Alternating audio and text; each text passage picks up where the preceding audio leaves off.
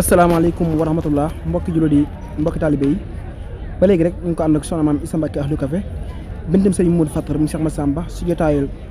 ñaar fukk ak ñett ci weeru koor yi édition 2025 ñu ànd ko seen site bi naan Ahlu Café TV ba léegi rek ngeen gis noonu Ahlu Café Pin si njiital soxna yaay Lawa Ndiaye sunu yaay Mame Bousso Nguer soxna Maguette Sow sunu jëwriñ Baye Talla Gueye nga xam ne bu gaa yi daggee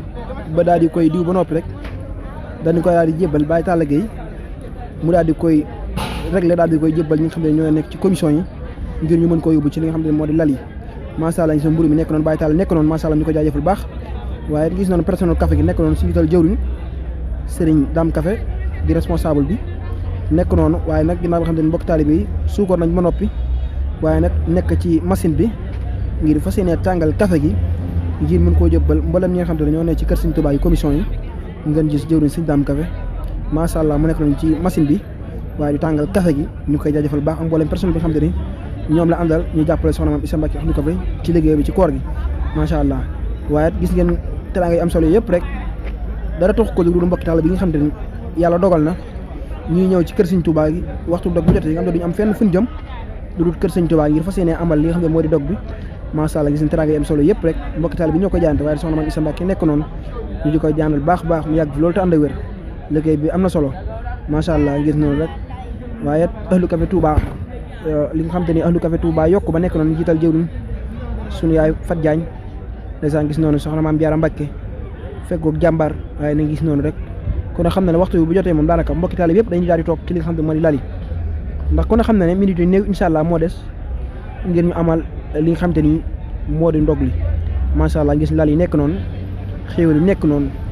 waaye nag sunu jàmbaar yi nekk noonu sunu yaay Fat Diagne yaay Fall yi soxna maam Diarra Mbacke waaye lal yi nekk ni soxna yi nekk ni nga xam te ni moom ñu ngi toog ci lal yi tiim seen i kaas seen i mburoog seen tàndarma ak seen i bisaab ngir taaxirlu waxtu incha allah ngir ñu amal li nga xamante ni moo di dog bi fii ci kër Serigne Touba gi waaye comme ni ñu ko baaxoo amale saa su ne rek ñu ngi leen di tàllal loxo baax ci liggéey Serigne Touba bi nga xam te ni soxna maam Issa Mbacke Ahlu Café mi ngi koy def te dara taxu koo jóg du dul jaamu yàlla yi nga xam te ni waxtu dog bu jotee dañuy nekk entourage bi nga xam moo wër jumaa ji nga xam te ni pour ñu àgg seen i kër day jafe lool ñenn ñi amuñu fu ñu jëm ñenn ñi ñëw fii ci kër Serigne Touba yi ngir fas yéene ndogu si soxna maam Issa Mbacke Ahlu Café jaayanteeg Serigne bi ngir fas yéene ñooñu bu di ñëwee lépp li nga xam te ni moom lañ soxla soxna maam Issa Mbacke Ahlu Café ci ndog li lépp dana leen ko jàppandal kon ñu ngi si tàllal loxo mboolem mbokki taalibe yi képp xam ne yaa ngi seetaan rek xeebuñu juróom xeebuñu ñaar dërëm xeebuñu fukk xeebuñu suukar xeebuñu saako suukar ak mboolem li nga xam te ni baax na ci ndogu rek ñu leen ci tàllal loxo bu baax bu ngeen ñëwee kër Serigne Touba yi dem fekk ndaw yi nga xam ne ñoo fi nekkal soxna maam Issa waaye gis noonu organisateurs yi nekk noonu kon xam ne ne moom ñëpp a ngi ci lal yi waaye sécurité yi ñu ngi ci bunt yi ngir bañ liggéey bi débordé waaye nag organisatrices yi ñëpp rek dagg nañ ba soos def lépp lu ñu war ba toog di xaar waxtu bi incha allah ngir ñu am li xam ne mooy dog bi waaye gis ngeen notaalu jumaa ji waaye gis ngeen sécurité yi nga xam ne ñoo fare fi xam ne fi la soxna si nekk waaye teraanga yi am solo yi nga xam ne saa su ne rek mbokki taalibe yi ñu ngi ci diw bi ngir bañ mburu yi manqué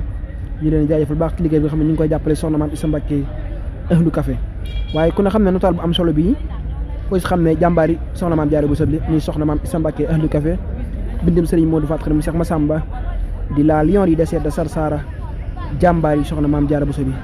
ñu di ko ñaanal baax mu yàgg loolu te ànd wér ba léegi fas liggéey maamam Serigne Massamba ak Serigne Touba mu àgg na mu ko bëggee liggéey bi moom rafet na matale na waaye sàppe yi nekk nii rek mbokki taalibe bi moom comme ni ñu ko faral di wax saa su ne rek waxtu yi moom bu jotee ñëpp a ngi toog ci lal yi di déglu rek ngir taaxirlu nga xam moo di jumaa ji bu sonee rek mbokki taalibe bi daal di fas yéene amal li xam moo di dog bi waaye nag di leen jaajëfal bu baax waaye di leen sant ci li weesu waaye di leen gërëm waaye di leen ñaaxaat ci li nga xam ne moom lañ jublu rek mais liggéey bi nga xam mooy liggéeyal Serigne Touba bi nga xam ne soxna maam Issa Mbacke saa su ne mi ngi koy amal fi nga xam te ne moo di kër Serigne Touba bi nga xam te ni moo jàkkaarloo jumaa ji nga xam ne diir bi nga xam ne moo di koor gi yëpp ndax ku wax koor gi moom du benn fan du ñaari fan saa su ne rek ndaw mi ñi ngi fi boo ñëwee Serigne Touba bi sa garage ña nga fa nga ñëw fii it fekk fi ay ndawam kon soxna maam Issa ñu ngi ko ñaanal baax mu yàgg fi lool te ànd ak wér leen sant baax yéen ñi xam ne si daan seen